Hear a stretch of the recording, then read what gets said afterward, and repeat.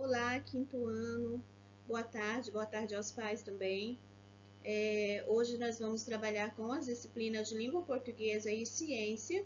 Em língua portuguesa, nós vamos ver um pouquinho sobre as lendas, né, que é um gênero textual, né?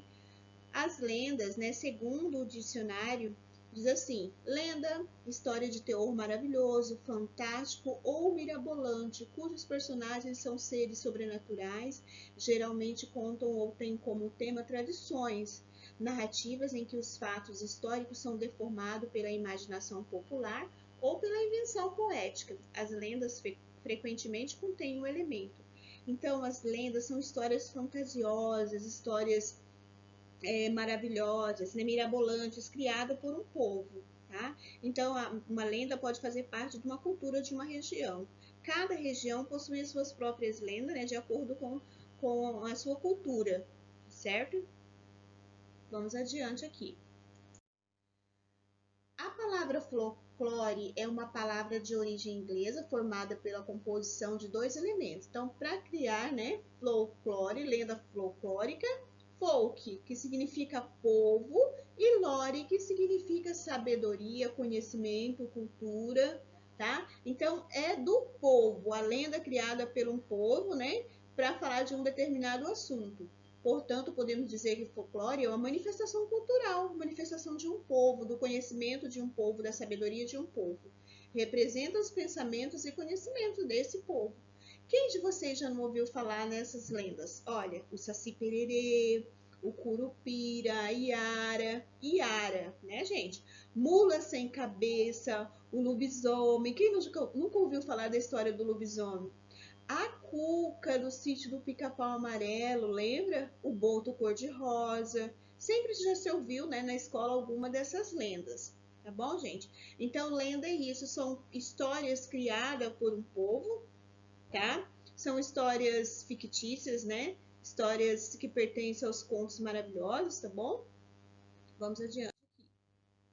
Olha aqui, conheça lendas do folclore brasileiro. Olha a lenda do Saci Pererê que a gente tanto ouve falar. Vamos ver um pouquinho sobre ele?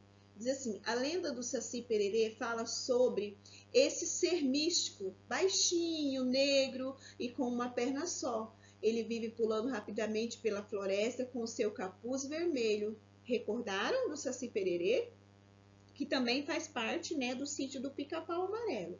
O Saci é muito brincalhão, agitado e travesso, gente do céu, sempre faz travessuras por onde passa. Ele gosta de bagunçar a crina dos cavalos durante a noite para assustar, só para fazer arte mesmo. Ele é arteiro, né?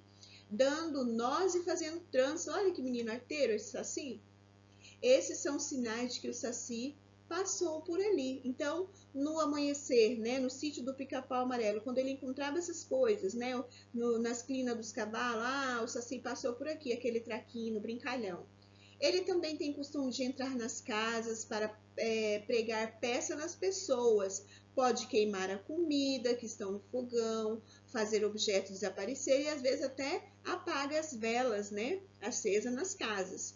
O Saci cria redemoinhos quando passa rápido por um lugar, levando folha e sujeira. A lenda do Saci conta que é possível capturá-lo lançando uma peneira no meio do redemoinho. Depois é preciso retirar o seu gorro e colocá-lo dentro de uma garrafa para não escapar. Então, os mais velhos, né, as pessoas mais antigas, eles contavam essas lendas para os netos, contavam para os filhos, né? Procurem aí na sua família se o avô, um tio mais velho, se eles já ouviram essas histórias, pede para recontar para vocês. Vamos ver mais uma lenda? Olha aqui. A lenda do Curupira. O Curupira é um personagem do folclore conhecido por proteger a floresta. Olha só como é diferente essa daqui, né? Lá no Saci Pereira nós tínhamos um personagem principal muito traquina, muito bagunceiro, né? Brincalhão. Aqui nós já temos um personagem mais que gosta, né, de proteger a floresta, né? Ele é mais sério, digamos assim. Sua lenda tem origem nas histórias de povos indígenas, sendo muito famosa no norte do Brasil. Tá vendo? Essa aqui já é da região norte, da nossa região, né, gente? Segundo a lenda, O Curupira é um menino baixinho de cabelos vermelhos, cujas característica principal são os pés virados para trás, que serve para enganar os invasores que erram o caminho ao seguir suas pegadas na floresta. Os indígenas acreditavam que o Curupira aterrorizava aqueles que entravam na floresta para caçar ou derrubar as árvores, né? Então, uma, né, das características do Curupira é proteger essa floresta, tá bom, gente? Ele é o personagem principal, né, dessa lenda. Aqui nós temos a sereia Iara. Tem muita gente que quando vai ler, lê Lara, mas não pode ser Lara, né? Porque Lara tinha que ser com letra maiúscula. Então, é lenda da sereia Iara, tá bom, gente? E ela diz assim, ó, a história da Iara. A história da Iara, também conhecida como lenda da Mãe d'Água, é outro exemplo de lenda do folclore com origem indígena, tá vendo? Iara ou Iara com Y, né? Do indígena. Iuara significa aquela que mora nas águas. Ela é metade peixe e a outra metade mulher. Da cintura para baixo tem cauda de peixe e da cintura para cima tem um corpo de mulher. E ela é muito linda, né? Essa personagem dessa lenda. A linda sereia costuma tomar banho nos rios e cantar uma melodia irresistível. Os homens que a veem não conseguem resistir ao seu encanto, porque ela é muito linda.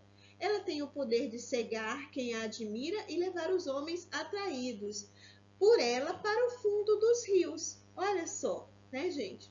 Segundo a lenda, Yara era uma índia guerreira, trabalhadora e corajosa. Recebia muitos elogios do seu pai, que era o pajé, e, consequentemente, despertava a inveja de alguns da tribo, especialmente dos seus irmãos homens, né? Pela sua sabedoria, pela sua generosidade. Né? Então, às vezes, né, tinha os que a invejavam. E assim, né, foi criando-se a história da Yara. Aqui nós temos a do boto cor-de-rosa. Vocês já ouviram a do boto cor-de-rosa?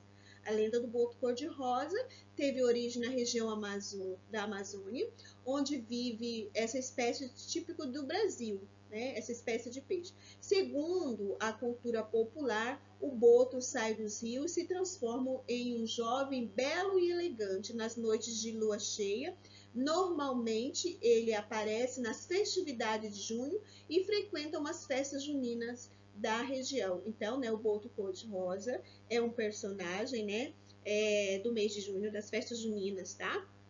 Vocês podem continuar lendo depois, não vou falar tudo para o vídeo não ficar muito extenso, tá bom? Tem também a lenda do lobisomem. Você já ouviu a história do lobisomem? Que diz que se a pessoa, né, for mordida pelo lobisomem, aí toda noite de lua cheia, né, ele também vai virar lobisomem, né, porque ele foi mordido por um lobisomem. Essas histórias se contavam antigamente, né, os pais contavam para os netos, contavam para os filhos, contavam para eles dormirem, contavam para o passatempo, né, então existem tantas outras lendas, tá? Então isso é lenda, histórias criadas por um povo, faz parte da cultura de uma determinada região, tá bom?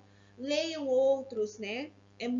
São histórias muito bacanas de ler, tá? Tem umas que assustam, tem outras que são bem legais, assim, que não assusta, né? A do lobisomem é um pouco assustadora, mas é uma história também bastante legal, não precisa ter medo, não, tá bom? Aí eu trouxe aqui para vocês, gente, do livro de vocês, na página seguinte a que nós fizemos, na semana passada, página 50 e página 51, tá? Mas antes ainda nós temos sobre as lendas, tá? As atividades sobre as lendas. Por isso que eu pedi para vocês ler o texto que começa, a história em quadrinho, né? Que começa lá na página 44, 45, 46, 47. Vocês não leram um texto, uma história em quadrinho? É uma lenda, tá? Volta lá e dá uma lida, porque eu ia introduzir hoje o conteúdo com vocês, tá bom? Então, essa aqui é a página do livro de vocês, páginas 50 e 51, ok? Aqui fala texto em verso e texto em prosa. Então, aqui nós temos dois textos ou um texto só. O que você acha? É o mesmo texto. Aqui nós temos um texto escrito em um formato e aqui nós temos um outro texto escrito em outro formato, tá, gente? Mas se você for ler, você vai ver que fala sobre o mesmo assunto. O que tem de diferente, então? Tem o formato do texto. Esse texto aqui está escrito em versos. Olha, as estrofes, né? Ó, cada bloquinho desse é uma estrofe e cada linha é um verso. Então, aqui nós temos um formato em versos. E aqui, desse lado, né, na página 51, nós temos o mesmo texto, mas agora escrito em prosa. Viu como é diferente? Aqui é em versos, aqui é em prosa. Essa é a diferença, né, do texto escrito em prosa e escrito em verso. Aqui nós temos um escrito em versos, né, poéticos, e aqui temos um texto escrito em prosa. Essa é a diferença de verso e prosa. Tá bom, gente? Aí eu vou deixar marcado no grupo certinho, a página, as atividades, para vocês fazerem no dia de hoje, tá bom? Qualquer dúvida eu tô aqui, tá? E para ajudar, se as atividades, né, não estiver correta, eu vou explicar direitinho e a gente vai, né, um ajudando o outro e as atividades vão acontecendo, tá bom? Bom dia para vocês, quer dizer, uma boa tarde, né? O dia de atividades, tá? Tenha um pouco de paciência com o pai, com a mãe, com o irmãozinho que vai ajudar. E foco, né? Dedicação para terminar bem rapidinho a atividade, tá bom, gente? Tchau, tchau, gente.